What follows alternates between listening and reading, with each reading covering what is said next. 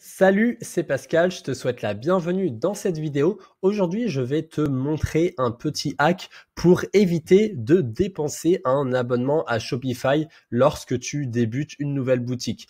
C'est une astuce qui finalement est relativement peu connue. J'en avais parlé lors d'une grande vidéo dédiée à la plateforme Shopify Partners que je vais te montrer juste ici. Voilà, si tu écris Shopify Partner, tu prends le premier lien renvoie au lien que tu as l'habitude d'utiliser pour créer une boutique, mais si tu passes par ce deuxième lien, tu accèdes au programme de partenaire de Shopify et c'est en passant par ce lien qu'il est possible, en s'inscrivant, d'avoir accès à un espace partenaire Shopify et donc de créer une boutique sans frais.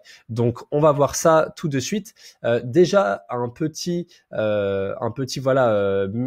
disclaimer avant de te montrer cette astuce. En premier lieu, cette astuce ne fonctionne que pour le moment où ta boutique n'a pas encore enregistré un volume de vente suffisant. Donc c'est pour les 50 premières ventes que tu ne vas pas payer de frais Shopify. Après ce volume de vente, eh bien du coup ça ne changera rien et du coup tu auras l'obligation de souscrire à un abonnement comme le processus normal.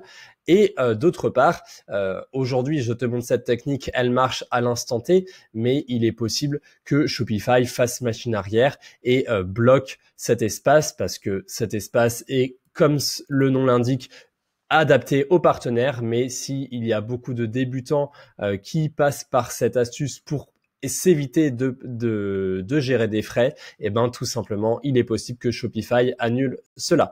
Donc là, je te laisse t'inscrire sur cet espace et en fait, après, ça va te créer un espace qui ressemble à ça. Tu verras qu'il y a marqué Shopify Partners et donc là, moi, je l'ai en anglais. Ici, j'ai une partie des boutiques qui m'ont donné un accès. Donc c'est un portail que j'utilise pour gérer mes prestations avec mes clients ou également les audits que je peux avoir lorsque les personnes cliquent ici et me donnent leur URL Shopify. Ça me permet voilà d'avoir un accès et d'accéder à leur boutique et de voir un petit peu tout ça. Mais du coup, tu vois qu'il y a beaucoup d'ensemble voilà dans cet espace et du coup, tout simplement, il t'est possible de faire ajouter une boutique et ici voilà tu peux créer une boutique de développement et voilà, contrairement à une boutique que tu vas gérer pour des clients, là voilà tu peux créer une boutique de toutes pièces.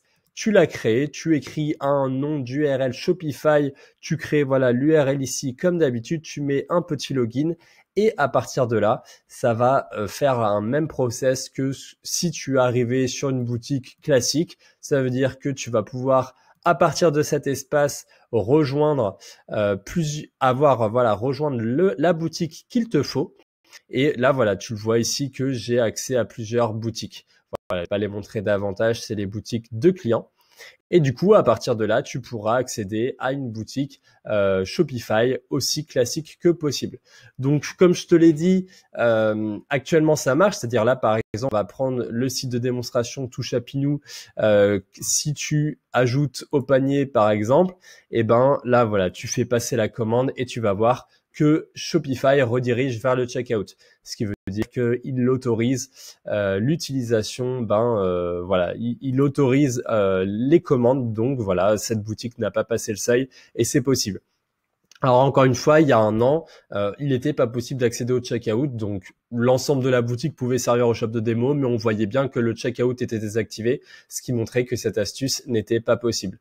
Donc encore une fois, peut-être qu'il peut y avoir des blocages en fin de l'étape paiement. Voilà, regarde à chaque fois, ça serait dommage de vouloir t'économiser 25 € de frais mensuels et derrière d'amener beaucoup de pubs, de trafic via la publicité et de ne pouvoir enregistrer aucune commande à cause de cette astuce qui ne fonctionnerait pas.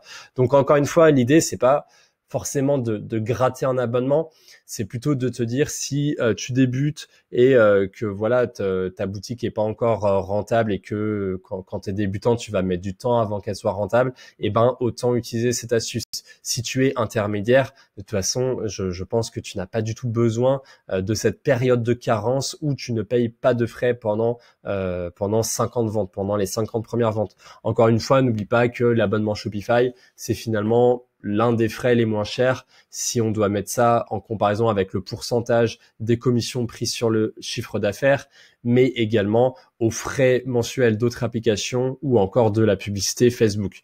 Donc voilà, encore une fois, je mets cette petite notion. Et il peut aussi y avoir d'autres avantages quand même à développer des shops en développement. C'est par exemple, vous pouvez profiter de certaines applications avec leur fonctionnalité maximum parce que par défaut, justement, la boutique est en développement. Donc, par exemple, le plugin Loox qui est payant pour 10 € par mois, eh ben, si vous l'installez sur une boutique de démonstration, même si elle est active à l'instant T, eh bien, vous pouvez bénéficier de toutes les fonctionnalités de Loox. Et par exemple, il y a notamment la fonctionnalité des importations d'avis depuis, par exemple, AliExpress, qui est limitée, il me semble, à 20 avis avec le mode à 10 € par mois, par exemple, alors que si vous êtes encore une fois sur une boutique créée avec Shopify Partners, vous pourrez accéder aux fonctionnalités maximum et du coup importer jusqu'à 50 avis.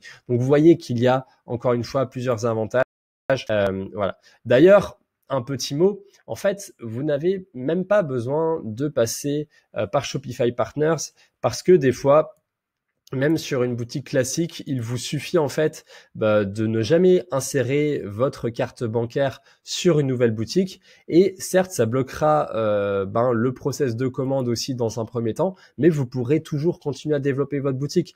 Donc si, encore une fois, vous êtes débutant et que la première astuce que je vous ai donnée a été retirée, vous pouvez toujours ouvrir une boutique et la développer tranquillement sans commencer à payer des frais mensuels. Si par exemple vous mettez 2 mois, 3 mois à développer votre première boutique, c'est toujours 75 € d'économiser. C'est toujours ça de prix. Donc voilà. J'espère que cette astuce t'aura plu.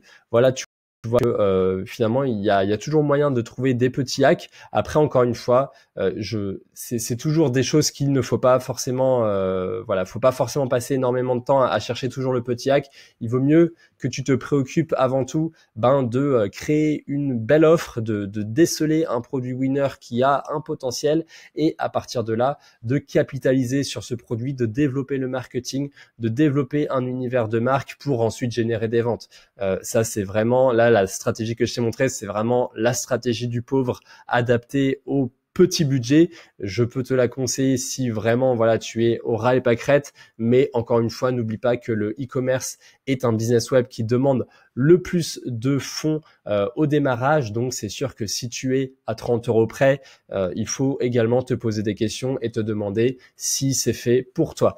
Voilà, et en tout cas, je te remercie d'avoir suivi la vidéo.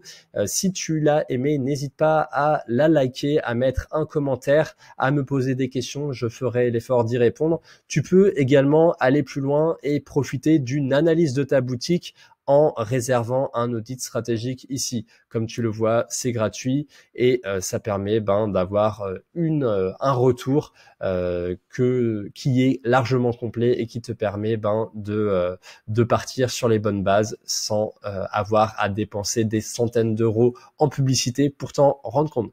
C'était Pascal de la chaîne e-commerce et web design. Je te dis à la semaine prochaine pour de nouvelles astuces.